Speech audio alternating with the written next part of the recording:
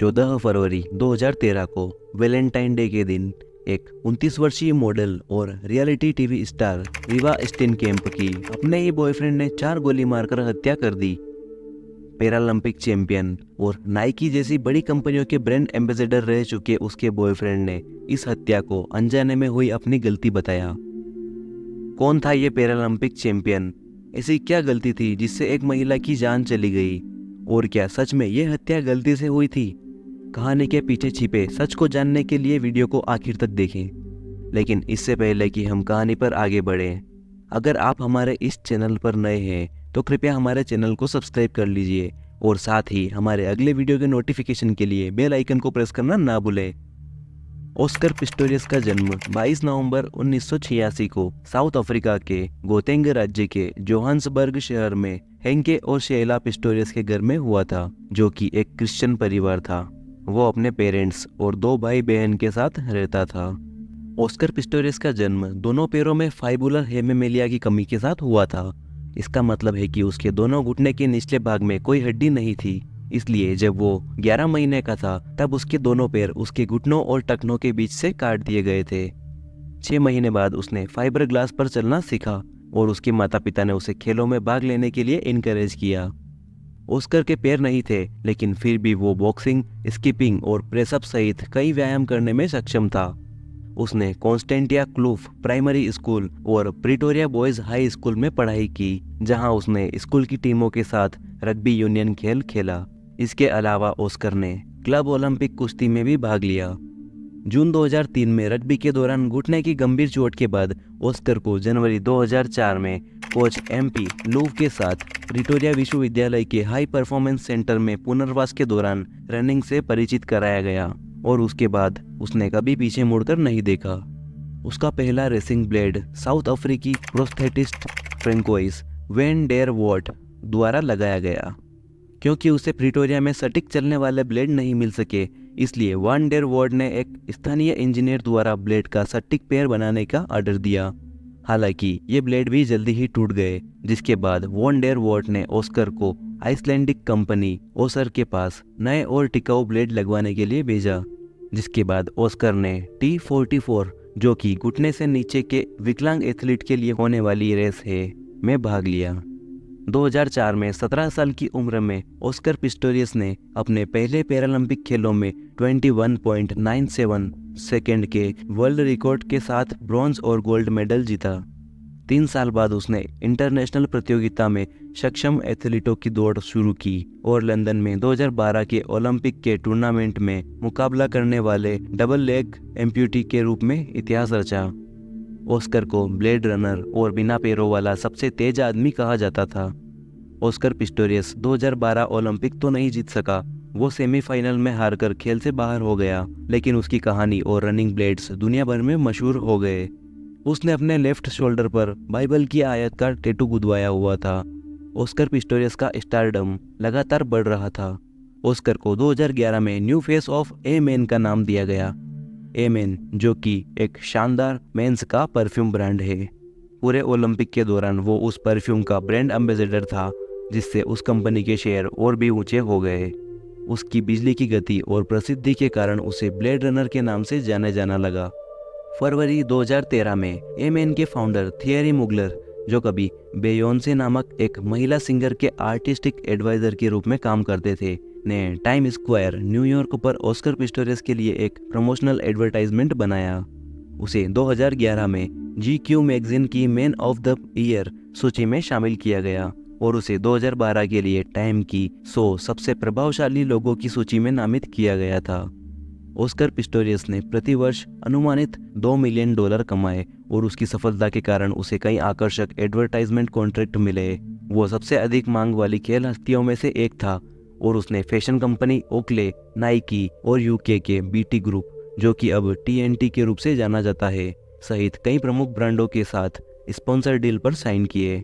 Oscar Pistorius ने दुनिया भर के लाखों लोगों को प्रेरित किया और उसकी कहानी बच्चों, युवाओं और खेल के उच्चतम स्तर तक पहुंचने के लिए बाधाओं को तोड़ने की उम्मीद करने वाले एथलीटों के लिए सफलता का आधार बनी। लेकिन जैसे ही साल फरवरी 2013 आया, ऑस्कर पिस्टोरियस के जीवन में एक बड़ा बदलाव आया जिससे वो कभी उबर नहीं पाया और अपने बाकी जीवन को बर्बाद कर दिया। उसकी लोकप्रियता कम हो गई और उसकी कंपनी के स्टॉक बहुत तेजी से गिर गए। Multi paralympic gold medalist Oscar Pistorius को लड़कों जैसे अच्छे दिखने वाले एक आकर्षक, विनम्र और खेल नायक के रूप में वर्णित किया गया था। 2006 में उसकी पहली गर्लफ्रेंड विक्की माइल्स थी, लेकिन किसी रीज़न से उनका यह रिश्ता जल्द ही खत्म हो गया, जिसके बाद ऑस्कर पिस्टोरियस ने नवंबर 2012 में रीवा स्टेनकेम्प के साथ डेटिंग शुरू की। उनका रिश्ता बहुत प्यार भरा था। वो कपल बहुत अट्रैक्टिव थे। वो फिल्म स्टार्स की तरह थे। रीवा स्टेनकेम्प 29 वर्षीय मॉडल, एस्पायरिंग एक्ट्रेस और उसने साउथ अफ्रीका के पोर्ट एलिजाबेथ में नेल्सन मंडेला मेट्रोपॉलिटन यूनिवर्सिटी से लॉ की डिग्री के साथ ग्रेजुएट किया था। रीवा स्टेनकेम्प घरेलू हिंसा की कट्टर विरोधी थी और उसने साउथ अफ्रीका में महिलाओं के खिलाफ हिंसा के विनाशकारी संकट की निंदा की, जो सालाना लगभग 2500 महिलाओं की मौत के लिए जिम्मेदार था। रीवा स्टेनकेम्प ने 15 साल की उम्र में अपना पहला मॉडलिंग शूट किया था और टॉप मैगजीन के लिए कई टीवी एडवर्टाइज में दिखाई दी। 2012 में उसने साउथ अफ्रीकी reality TV show Tropika Island of Treasure 5 में एक रोल किया। ऑस्कर पिस्टोरियस ने 4 नवंबर 2012 को famous Formula 1 Grand Prix race track Kyalami में रीवा स्टेनकेम्प से मुलाकात की। वो दोनों जल्द ही फ्रेंड बन गए और उसी रात एक साथ एक अवार्ड सेरेमनी में भाग लिया और 2013 के नए साल में उनके रिश्ते की शुरुआत हुई, जिसके बाद ये जोड़ी सुर्खियों में आ गई। वो एक दूसरे के साथ बहुत खुश थे। रीवा स्टेनकेम्प लविंग, जेंटल और किसी भी हाल को स्वीकार करने वाली थी। ऑस्कर पिस्टोरियस पोलाइट और चार्मिंग था और उसकी एक अनबिलीवेबल सक्सेस स्टोरी थी, लेकिन उनका रिश्ता वैसा नहीं था जैसा मीडिया के सामने आया था। हकीकत में रीवा स्टेनकेम्प का ड्रीम रिलेशनशिप हिंसक बहसों से भरा हुआ था। रीवा की मां ने बताया कि रीवा ने एक बार उनसे कहा था कि हम बहुत लड़ते हैं। 13 फरवरी 2013 की शाम रीवा स्टेनकेम्प ने ऑस्कर पिस्टोरियस के साथ उसके अपार्टमेंट में रात बिताई, जहां उन्होंने पीसफुल डिनर किया। रीवा ने उस दिन ऑस्कर को एक वैलेंटाइन डे गिफ्ट दिया और इस गिफ्ट को अगले दिन खोलने के लिए कहा। रात 10 बजे तक रीवा ने अपनी सामान्य योगा की प्रैक्टिस करी और ऑस्कर ने अपने प्रोस्थेटिक लेग्स उतारकर टीवी देखी, जिसके बाद वो अपने बिस्तर पर सो गए। 14 फरवरी को वैलेंटाइन डे के शुरुआती घंटों में ऑस्कर पिस्टोरियस को लगा कि उसने अपने अपार्टमेंट में किसी के आने की आवाज़ सुनी। उसे कुछ समय पहले घुसपैठियों द्वारा जान से मारने की धमकियां मिली थी और वो एक बार चोरी का शिकार भी हो चुका था, इसलिए वो हमेशा अपने बिस्तर के नीचे बंदूक लेकर सोता था। ऑस्कर पिस्टोरियस को लगा कि कोई चोर उनके बाथरूम में छुपा है, जिससे वो लाइट चालू करने में बहुत डर महसूस कर रहा था। उसने अपने लेग्स नहीं लगाए थे और खुद को अनसेफ महसूस कर रहा था। वो जानता था कि उसे रीवा की रक्षा करनी है और अगर घुसपैठिया बाथरूम से बाहर आता है तो वो बेडरूम के दरवाजे में बंद होने के कारण घर में ही फंस जाएगा। जिसके बाद ऑस्कर ने हिम्मत करके घने काले अंधेरे में अपने बिस्तर के नीचे से 9mm पिस्तौल निकाली, बिना प्रोस्थेटिक लेग के अपने बाथरूम की ओर गया और घुसपैठियों को अपने घर से बाहर निकलने के लिए चिल्लाया। साथ ही उसने पुलिस को फोन करने के लिए रीवा को भी जोर से आवाज लगाई। उसे लगा कि रीवा अभी भी अपने बिस्तर पर सो रही है और फिर उसने बाथरूम के दरवाजे पर 4 गोलियां चला दी। इसके बाद वो बाथरूम के दरवाजे से पीछे हटा और उसने पुलिस को फोन करने के लिए रीवा पर फिर से चिल्लाया, लेकिन रीवा ने कोई जवाब नहीं दिया। जब वो अपने बिस्तर पर पहुंचा तो ये जानकर बहुत डर गया कि रीवा बिस्तर पर नहीं है और फिर उसे एहसास हुआ कि बाथरूम में रीवा ही हो सकती है। वो जल्दी से वापस भागा और बाथरूम के दरवाजे पर उसका नाम चिल्लाया, लेकिन रीवा कोई जवाब नहीं दे रही थी। उसने दरवाजा खोलने की कोशिश की, लेकिन दरवाजा अंदर से बंद था। जिसके बाद वो बेडरूम में गया और बालकनी से बाहर जाने वाला स्लाइडिंग डोर खोला और मदद के लिए चिल्लाया, लेकिन इसका कोई फायदा नहीं हुआ। इसके बाद ऑस्कर पिस्टोरियस ने अपने लेग्स पहने, बाथरूम की ओर भागा और उसने अपने नकली पैर से दरवाजे को लात मारी, लेकिन दरवाजा नहीं खुल सका। जिसके बाद उसने क्रिकेट बैट से दरवाजा तोड़ दिया और बाथरूम में पहुंचा, जहां उसने रीवा को टॉयलेट क्यूबिकल पर गिरा हुआ पाया। वो कोई भी रिस्पॉन्स नहीं दे रही थी, लेकिन वो अभी भी जिंदा थी। ऑस्कर ने उसे बाथरूम से बाहर निकाला, अपने एस्टेट प्रशासक को फोन करके एम्बुलेंस बुलाने के लिए कहा और रीवा को अस्पताल ले जाने के लिए नीचे ले गया, लेकिन तब तक रीवा ने उसकी बाहों में ही अपना दम तोड़ दिया। ऑस्कर पिस्टोरियस द्वारा अपनी गर्लफ्रेंड रीवा स्टेनकेम्प की हत्या के इस विचित्र केस ने साउथ अफ्रीका को उथल पुथल में डाल दिया। ये केस 2013 में सबसे अधिक चर्चित विषयों में से एक था, जिसके बाद पैरालंपिक चैंपियन ऑस्कर पिस्टोरियस को 15 फरवरी के दिन हत्या के आरोप में गिरफ्तार कर लिया। इस केस ने ऑस्कर के घरेलू हिंसा के कथित इतिहास, हत्या के समय रीवा की प्रेगनेंसी की स्थिति और क्या ऑस्कर पिस्टोरियस को पता था कि वो अपनी गर्लफ्रेंड को गोली मार रहा है पर सवाल उठाए। ऑस्कर पिस्टोरियस को एमएन के ब्रांड एम्बेसडर के पद से हटा दिया गया और बिलबोर्ड सहित सभी प्रमोशनल कैंपेन वापस ले लिए गए जिसमें वो शामिल था। ओकले ने अपना कॉन्ट्रैक्ट कैंसिल कर दिया और नाइकी ने पुष्टि की कि अपने एडवर्टाइजमेंट में अब ऑस्कर को दिखाने की उनकी कोई और योजना नहीं है। उसकी सक्सेस स्टोरी अब खत्म हो चुकी थी। अभूतपूर्व ब्लेड रनर के रूप में उसका रिकॉर्ड और प्रतिष्ठा पूरी तरह से मिटा दी गई और टाइम मैगजीन ने उसको 3 शब्दों से रिप्लेस कर दिया: man, Superman, gunman. Oscar Pistorius की हत्या की सुनवाई 4 मार्च 2014 को प्रिटोरिया के हाई कोर्ट में शुरू हुई और मीडिया एजेंसियों द्वारा अदालत में आवेदन करने के बाद दुनिया भर के लाखों लोगों के लिए इसका सीधा प्रसारण किया गया, जिसमें अदालत कक्ष में व्यापक पहुंच की मांग की गई थी। 7 अप्रैल 2014 को ऑस्कर पिस्टोरियस ने पहली बार 40 दिनों से अधिक की intense emotions, powerful testimonies, psychological trauma और लीगल प्रोसीडिंग्स की शुरुआत की, जिसने पूरी दुनिया को सदमे में डाल दिया। मजिस्ट्रेट ने पहले ही तय कर लिया था कि उसके खिलाफ हत्या के आरोप को शेड्यूल 6 के रूप में कैटेगराइज्ड किया जाएगा, जो साउथ अफ्रीकी कानून के तहत सबसे गंभीर आरोप है, जिसका अर्थ है कि वो जमानत हासिल नहीं कर पाएगा। ऑस्कर पिस्टोरियस ने अपनी गवाही दी कि कैसे उसे लगा कि उसके घर में कोई घुसपैठिया आ गया है। वो कितना डरा हुआ था। बाथरूम के दरवाजे से उसने 4 गोलियां चलाई और अंततः रीवा स्टेनकैम्प की हत्या कर दी, जिसे 3 गोलियां लगी थी। घटना के बाद फरवरी की शुरुआत में एक न्यूज़ चैनल ने खुलासा किया कि ऑस्कर पिस्टोरियस ने 9mm पेराबेलम पिस्तौल से रीवा स्टेनकैम्प की गोली मारकर हत्या करने से कुछ हफ्ते पहले 6 और बंदूकों के लिए लाइसेंस का आवेदन किया था। अदालत में ऑस्कर पिस्टोरियस ने तर्क दिया कि उसका अपनी गर्लफ्रेंड रीवा स्टेनकैम्प को मारने का कोई इरादा नहीं था और जब भरे अदालत कक्ष में उसका हलफनामा पढ़ा गया तो वो दुख से इतना बेकाबू हो गया कि मजिस्ट्रेट को मानवीय करुणा के कारण कार्यवाही निलंबित करनी पड़ी।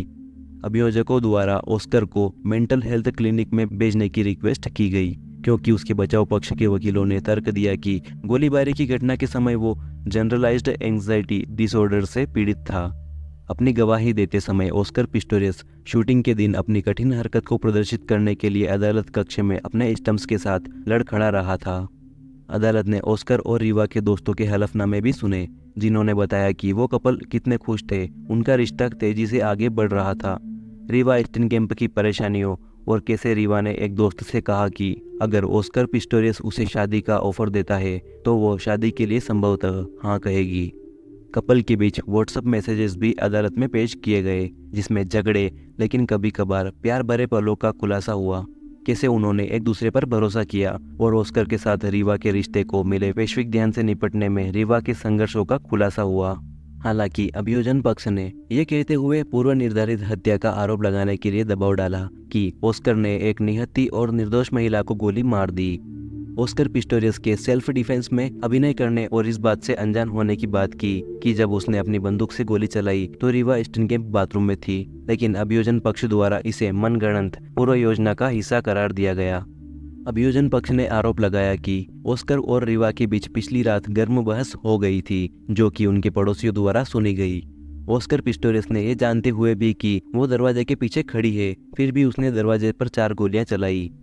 अभियोजन पक्ष ने आगे आरोप लगाया कि रीवा स्टेनकैम्प को बाथरूम में बंद कर दिया गया था और ऑस्कर ने उसे गोली मारकर हत्या करने के एकमात्र उद्देश्य से खुद को हथियारों से लैस किया था, लेकिन ऑस्कर पिस्टोरियस ने इन सभी आरोपों से इनकार कर दिया।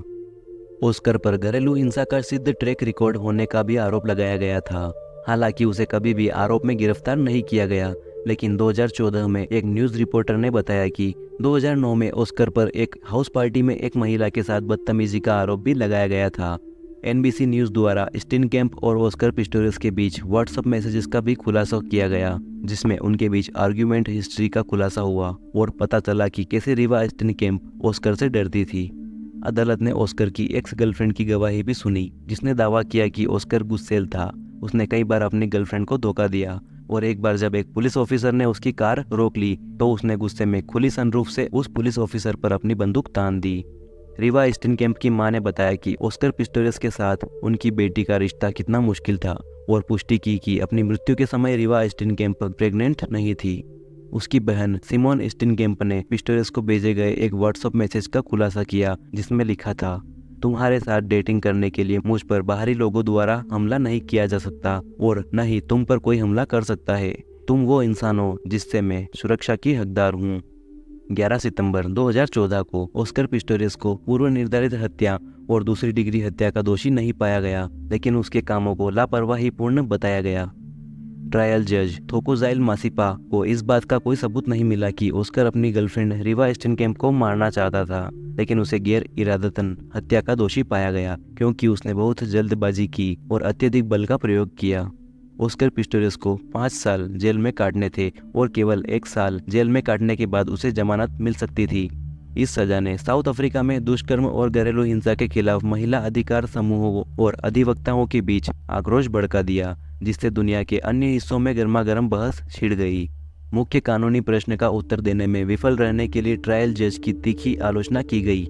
क्या किसी भी उचित व्यक्ति को यह अनुमान लगाना चाहिए था कि एक दरवाजे के माध्यम से इतनी सारी गोलियां चलाने से मौत हो सकती है, चाहे जो भी दूसरी तरफ हो। दिसंबर 2015 में सुप्रीम कोर्ट ऑफ अपील ने हत्या के फैसले के खिलाफ अपील की और उसकी सजा को पलट दिया। ऑस्कर पिस्टोरियस को फाइनली हत्या का दोषी पाया गया, क्योंकि उसे पता होना चाहिए कि इतनी सारी गोलियां चलाने से बंद दरवाजे के पीछे जो कोई भी था उसकी मौत होने की संभावना थी।